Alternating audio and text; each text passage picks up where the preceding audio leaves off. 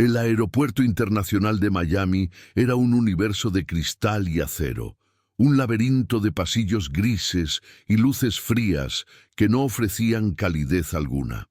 En el terminal de lujo, el aire olía a café caro y a la ansiedad silenciosa de los negocios. Hombres y mujeres con trajes impecables se deslizaban por el suelo pulido, sus miradas clavadas en las pantallas de sus teléfonos, creando islas de aislamiento en medio de la multitud. El sonido constante era un murmullo de anuncios impersonales, y el rodar de maletas que parecían huir de algo. Era un lugar diseñado para la eficiencia, no para la humanidad. Un escenario perfecto para que una persona pudiera sentirse completamente invisible. Allí, en medio de ese torbellino de indiferencia organizada, el destino estaba a punto de tejer un encuentro que cambiaría el curso de varias vidas, demostrando que la conexión más profunda a menudo nace en los lugares más inesperados y fríos. Beatriz Castillo, a sus 75 años, se sentía como una reliquia en un museo del futuro. Su elegante vestido de lino y su cabello plateado, recogido con esmero, contrastaban con la modernidad agresiva que la rodeaba. Sus ojos azules, aunque nublados por una melancolía persistente, aún buscaban un punto de anclaje, un rostro amable en el mar de extraños. Sostenía sus documentos de viaje con manos que temblaban ligeramente, un temblor que no provenía del frío del aire acondicionado, sino de la soledad que se había instalado en su vida desde que su esposo falleció. Ver a su hijo, Arturo, convertirse en un reflejo de la dureza de su padre, la sumía en una tristeza silenciosa. Ahora, confundida por un cambio de última hora en la puerta de embarque, se sentía pequeña y desorientada. Un frágil barco de papel a la deriva en un océano de metal. El momento se rompió en un instante de torpeza. Al intentar revisar la pantalla de información una vez más, sus pertenencias se le escaparon de las manos. El pasaporte, la tarjeta de embarque y un pequeño frasco de pastillas cayeron al suelo, esparciéndose a los pies de la multitud apresurada. La tarjeta de embarque del vuelo 734 se deslizó bajo un asiento, mientras el frasco rodaba peligrosamente cerca del paso de los viajeros. Nadie se detuvo. Un hombre de negocios la esquivó con una mueca de fastidio. Una joven absorta en su música ni siquiera la notó. Por un segundo, el mundo pareció detenerse para Beatriz, quien se arrodilló con dificultad, sintiendo el peso de la humillación y la invisibilidad sobre sus hombros. La ayuda no iba a llegar. En ese mundo, cada quien estaba solo con su propia prisa, con su propio destino. Fue entonces cuando una mano suave se posó sobre la suya. No era una mano que buscaba apartarla, sino una que ofrecía apoyo.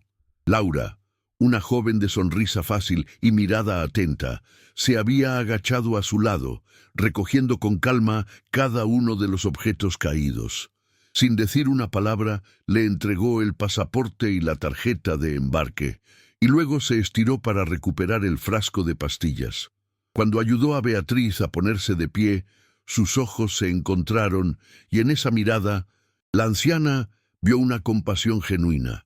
Un gesto de pura humanidad que rompió el hechizo de frialdad del lugar. Fue un acto tan simple, pero tan poderoso, que a Beatriz se le llenaron los ojos de lágrimas. A veces, un pequeño gesto de bondad es suficiente para recordarnos que no estamos solos. Si crees que estas historias merecen ser contadas, tu suscripción nos da la fuerza para seguir encontrándolas. A bordo del vuelo 734, el zumbido de los motores creaba una burbuja de intimidad que parecía suspendida en el tiempo y el espacio. Beatriz, sentada junto a Laura, sentía que el nudo de ansiedad en su pecho comenzaba a deshacerse por primera vez en años. La conversación fluyó con una facilidad asombrosa, saltando de temas triviales a confesiones silenciosas. Laura no ofrecía soluciones ni consejos vacíos, simplemente escuchaba. Su presencia era un ancla en el mar turbulento de la soledad de Beatriz. En la calidez de la joven, Beatriz reconoció una cualidad que había olvidado que existía, una bondad sin agenda, un interés genuino por el alma de otra persona. Era un bálsamo para una herida que ni siquiera sabía que seguía sangrando, un recordatorio de que la conexión humana podía encontrarse en los lugares más inesperados. Animada por esa extraña sensación de seguridad, Beatriz comenzó a desgranar los detalles de su vida, no los que aparecían en las revistas de sociedad, sino los que se escondían en los silencios de su enorme y vacía mansión. Habló de su difunto esposo, un hombre brillante y ambicioso que construyó un imperio, pero que veía las emociones como una debilidad que comprometía el balance final. Describió una existencia de lujo material y pobreza afectiva, donde el amor se medía en gestos grandiosos pero infrecuentes, y la vulnerabilidad era un defecto que debía ocultarse a toda costa. Laura escuchaba con una empatía que no necesitaba palabras. Sus ojos reflejaban una comprensión que iba más allá de la mera cortesía, permitiendo a Beatriz dar voz a décadas de sentimientos reprimidos. La conversación inevitablemente derivó hacia Arturo. La voz de Beatriz se tiñó de una mezcla de orgullo maternal y una profunda tristeza. Lo describió como el heredero perfecto del imperio de su padre, un hombre cuya inteligencia para los negocios era tan afilada como su incapacidad para la conexión emocional. Habló de sus ojos, que parecían calcularlo todo, pero no veían nada, de su postura rígida, como si llevara el peso de una armadura invisible. Confesó su mayor temor, que Arturo estuviera condenado a repetir el ciclo de soledad de su padre, construyendo una fortaleza de éxito y riqueza alrededor de un corazón vacío, sin llegar a conocer nunca la simple y profunda alegría de un afecto desinteresado. Conmovida por la honestidad de Beatriz, Laura compartió un fragmento de su propio mundo, un universo que parecía orbitar en una galaxia completamente diferente. No habló de cifras ni de acciones, sino de la riqueza del legado de su familia. Describió a su abuelo, un ebanista cuyo taller olía a madera recién cortada y a historias antiguas. Pintó un cuadro de una infancia donde el valor no se medía en cuentas bancarias, sino en la habilidad de crear belleza con las propias manos, en la solidez de la palabra dada y en el calor de las reuniones familiares. Sus palabras evocaban un mundo de valores tangibles, de honor y de afecto, un mundo que para Beatriz sonaba como un paraíso perdido, un anhelo secreto que apenas se atrevía a nombrar. Fue entonces cuando Beatriz, al relatar una anécdota de su esposo, pronunció el apellido familiar Castillo. Una chispa de reconocimiento se encendió en los ojos de Laura. Tras una breve vacilación, ella respondió con el nombre de su propio abuelo. Herrera. Explicó que en su familia se contaba la historia de un viejo amigo y socio de su abuelo, un tal Castillo, con quien había fundado un pequeño negocio de muebles. La sociedad se había disuelto de forma abrupta y dolorosa, envuelta en una narrativa de traición que había dejado una cicatriz profunda, un capítulo del pasado del que rara vez se hablaba. De repente, el aire en la cabina se cargó con el peso de una historia compartida, una conexión forjada en la amistad y rota por el conflicto. Para Beatriz, la revelación fue como un relámpago que iluminó un paisaje oscuro y familiar. El apellido Herrera había sido un tabú en su hogar, una palabra cargada con el veneno de la traición y el fracaso, una historia que su esposo había repetido hasta convertirla en una verdad incuestionable. Pero al mirar a Laura, al ver la integridad sin adornos en su mirada, las paredes de esa vieja mentira comenzaron a temblar. En esa joven no veía a la nieta de un traidor, sino la personificación de la calidez y la humanidad que su propia familia había sacrificado en el altar del orgullo. Una idea tan audaz como desesperada, echó raíces en su mente, una última y arriesgada apuesta para rescatar a su hijo. Con una determinación que la sorprendió a sí misma, Beatriz le extendió una invitación a Laura. Le pidió que cenara con ellos al llegar a su destino, enmarcándolo como una oportunidad para honrar la memoria de sus abuelos y quizás arrojar algo de luz sobre su enredado pasado. Sin embargo, su verdadero objetivo era mucho más profundo y personal. Veía en Laura un puente, una posible conexión para que Arturo cruzara desde su isla de aislamiento hacia un continente de emociones genuinas. Laura, aunque desconcertada por la propuesta y consciente de la dolorosa historia que los unía, vio la esperanza desesperada en los ojos de Beatriz y aceptó. En ese instante se selló un pacto silencioso, impulsado por el amor de una madre. La llamada a Arturo fue tan gélida como Beatriz había anticipado. Lo interrumpió en medio de una reunión de alto nivel, y su voz era un filo de impaciencia. Cuando le mencionó su encuentro con Laura Herrera y la invitación a cenar, la respuesta de Arturo fue un muro de hostilidad instantánea. El apellido Herrera actuó como un detonante, activando el viejo relato familiar que le habían inculcado desde niño. La acusó de ingenua, desestimando a Laura como una oportunista que seguramente había reconocido el nombre Castillo y buscaba sacar provecho. Cada palabra era un golpe que confirmaba los peores temores de Beatriz sobre el hombre en que se había convertido su hijo, un eco perfecto de la dureza de su padre.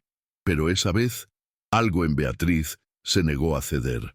En lugar de retroceder ante su fría lógica, se mantuvo firme. Su voz, aunque temblorosa, estaba impregnada de una nueva autoridad. No debatió los hechos del pasado ni defendió a Laura. En cambio, apeló a algo más fundamental, su deber como hijo, un simple gesto de respeto hacia su madre. Le dijo que esa cena era importante para ella, más importante que cualquier contrato o fusión empresarial. Esa firmeza inusual lo descolocó, abriendo una pequeña fisura en su armadura de control absoluto. A regañadientes, con un suspiro de exasperación, Arturo accedió. Una cena, una hora, ni un minuto más. A veces, las historias nos enfrentan a verdades incómodas sobre nosotros mismos y sobre aquellos a quienes amamos. Si sientes que este relato te conmueve, tu suscripción nos permite seguir explorando estas complejas dinámicas humanas. La noche de la cena, la mansión Castillo parecía un mausoleo moderno, donde el aire estaba cargado de una tensión palpable. Arturo desempeñaba su papel de anfitrión con una cortesía gélida, su traje impecable actuando como una barrera contra cualquier atisbo de conexión real. Sus preguntas a Laura eran un interrogatorio velado, cada una diseñada para descubrir sus supuestas intenciones ocultas. Indagó sobre su carrera, la situación financiera de su familia y sus motivos para viajar, tejiendo una red de sospechas con el hilo de una conversación aparentemente educada. Laura, sin embargo, se mantuvo serena, respondiendo a cada pregunta con una franqueza que desarmaba la hostilidad de Arturo, negándose a ser arrastrada a su juego de desconfianza. El tema de sus abuelos surgió como una tormenta inevitable. Arturo expuso la versión de los Castillo con la precisión de un fiscal, detallando la supuesta traición de los Herrera como un hecho histórico irrefutable que casi los había llevado a la ruina. Era la historia que había definido a su familia, la lección fundamental sobre la fragilidad de la confianza. Laura esperó a que terminara, su calma un marcado contraste con la fría intensidad de él. Luego, con una voz firme, pero sin rastro de ira, presentó una narrativa diferente. Habló de un desacuerdo sobre una inversión arriesgada, de las advertencias de su abuelo que fueron ignoradas. Defendió el honor de su familia, no con acusaciones, sino con una convicción tranquila que solo sirvió para enfurecer más a Arturo. La cena concluyó en un tenso punto muerto, un abismo de narrativas irreconciliables que los separaba. Para Arturo, sus sospechas se habían solidificado. Laura no solo era una arribista, sino que además pretendía reescribir la historia para limpiar el nombre de su familia. Para Laura, Arturo era un hombre tan prisionero de un viejo rencor que era incapaz de considerar otra verdad. Beatriz observaba con el corazón encogido cómo su plan se desmoronaba, convirtiéndose en una repetición de la misma fractura que había separado a sus familias generaciones atrás. Sin embargo, algo había cambiado. La inquebrantable seguridad de Laura y la súplica en la mirada de su madre habían sembrado en Arturo una semilla de duda, una incómoda disonancia que no podía ignorar. El pasado ya no era un capítulo cerrado, sino una pregunta inquietante que exigía una respuesta. Los días que siguieron a la cena fueron un tormento silencioso para Arturo. La imagen de la calma inquebrantable de Laura chocaba violentamente con el dogma familiar que había aceptado toda su vida. Una inquietud, una incómoda disonancia se instaló en su mente y se negó a marcharse. El sueño se volvió un lujo esquivo, reemplazado por noches de insomnio en las que las dos versiones del pasado luchaban por la supremacía. Incapaz de seguir viviendo en esa incertidumbre, sintió un impulso que no podía ignorar. Se dirigió al estudio de su padre, un santuario de caoba y cuero que no había tocado desde su muerte. Allí, en una esquina, estaba la vieja caja fuerte, un monolito de acero frío que guardaba más que documentos financieros. Guardaba los cimientos de su identidad y por primera vez sintió la necesidad de ponerlos a prueba.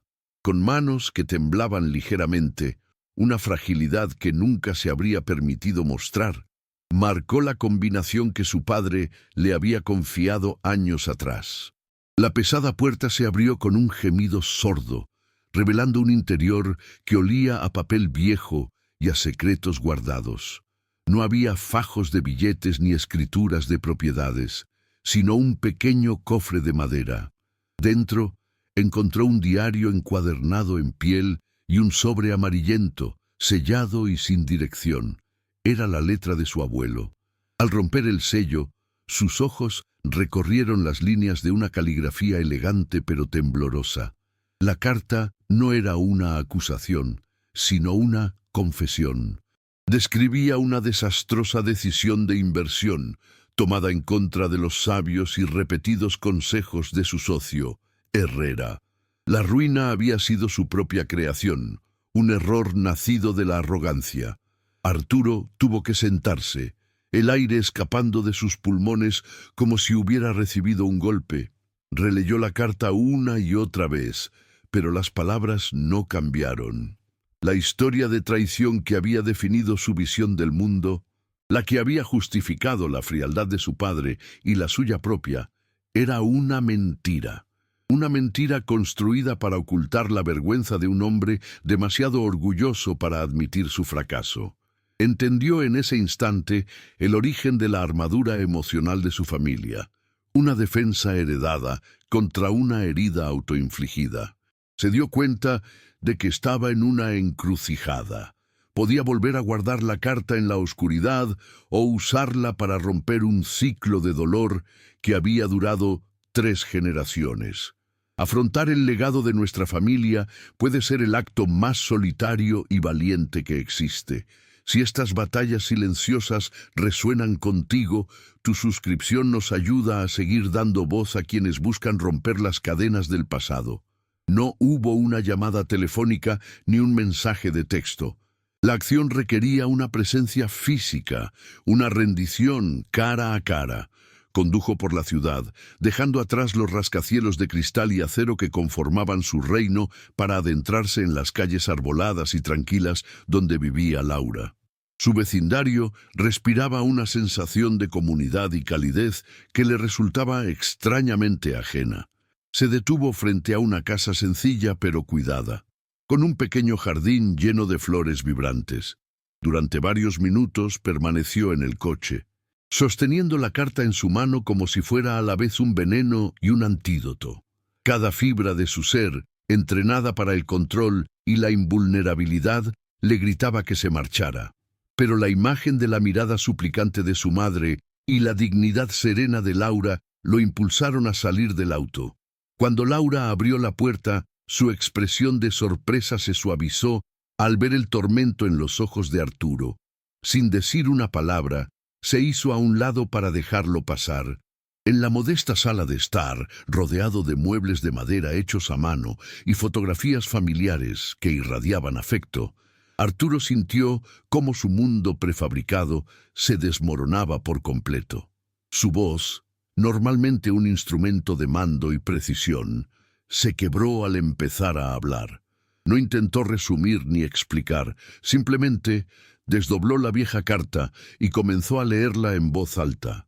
Cada palabra era una pieza de la armadura que se desprendía de su alma. Cada frase una disculpa por un agravio que había envenenado a sus familias durante décadas. Al terminar, levantó la vista y por primera vez desde que era un niño, las lágrimas corrían libremente por su rostro. No eran lágrimas de debilidad, sino de una profunda y dolorosa liberación. Laura no ofreció palabras de consuelo vacías ni un perdón apresurado. En su lugar, se acercó y con una delicadeza que Arturo no había conocido jamás, tomó la vieja carta de sus manos temblorosas. Sus miradas se encontraron de nuevo, pero esta vez no había barreras entre ellos, solo la cruda verdad de dos familias unidas por un dolor heredado. Ella no veía al CEO implacable ni al heredero de un imperio. Veía a un hombre ahogándose en el legado de una mentira y luchando por respirar por primera vez. Su silencio era más elocuente que cualquier discurso. Una aceptación incondicional que le ofrecía no solo el perdón por el pasado de su familia, sino también un permiso para perdonarse a sí mismo. En ese instante, en esa modesta sala de estar, el peso de 3 generaciones de amargura se disolvió, dejando espacio para que algo nuevo y frágil comenzara a crecer. La confesión no fue un final, sino un comienzo. Liberado de las cadenas del rencor, Arturo sintió una urgencia por construir, no por adquirir. Unos días después, le propuso a Laura una idea que era tanto una reparación como una promesa: la creación de la Fundación Castillo Ana Herrera. No se trataba de caridad, sino de justicia poética. La fundación se dedicaría a financiar a jóvenes artistas y artesanos, honrando el talento del abuelo de Laura, aquel ebanista cuyo honor había sido manchado por el orgullo. Trabajar juntos en este proyecto derribó las últimas murallas entre ellos. Sus reuniones pasaron de planificar presupuestos a compartir sueños, y su sociedad se transformó en una complicidad profunda y, finalmente, en un amor tranquilo y sólido. Beatriz, desde la distancia, observaba a su hijo sonreír con una genuina ligereza, y supo que su arriesgada apuesta en aquel vuelo había salvado no solo un alma, sino 2. La transformación de Arturo se extendió como una onda expansiva, llegando hasta los cimientos de su imperio corporativo. La filosofía de el fin justifica los medios, que había heredado de su padre, fue reemplazada por una nueva visión centrada en el propósito y el impacto humano. Comenzó a invertir en proyectos de responsabilidad social, a valorar el bienestar de sus empleados por encima de los márgenes de beneficio y a dirigir con una empatía que sus socios encontraron desconcertante al principio, pero profundamente inspiradora después. Dejó de ser el rey de un castillo de cristal para convertirse en el arquitecto de puentes. Demostró al mundo de los negocios y a sí mismo que la verdadera fortaleza no residía en la invulnerabilidad, sino en la capacidad de conectar, de sanar y de construir un legado que el dinero no podía comprar ni medir. Su empresa ya no solo generaba riqueza, sino también valor humano. Años después, en la inauguración del primer centro cultural financiado por la Fundación, el aire olía a madera nueva y a pintura fresca, un eco del taller del abuelo Herrera. Arturo y Laura, ahora con una pequeña hija en brazos, observaban a Beatriz, quien, rodeada de niños, contaba la historia de un ebanista y un empresario que aprendieron, a través de sus nietos, que la amistad era más valiosa que cualquier fortuna. El ciclo de dolor se había roto, reemplazado por uno de creación y esperanza. La historia de sus familias ya no era sobre una traición, sino sobre una redención que demostraba que nunca es tarde para reescribir el final. Historias como esta nos recuerdan que la sanación es posible, y cada vez que te suscribes, nos das la oportunidad de seguir compartiendo relatos que inspiran al mundo a ser un poco más amable.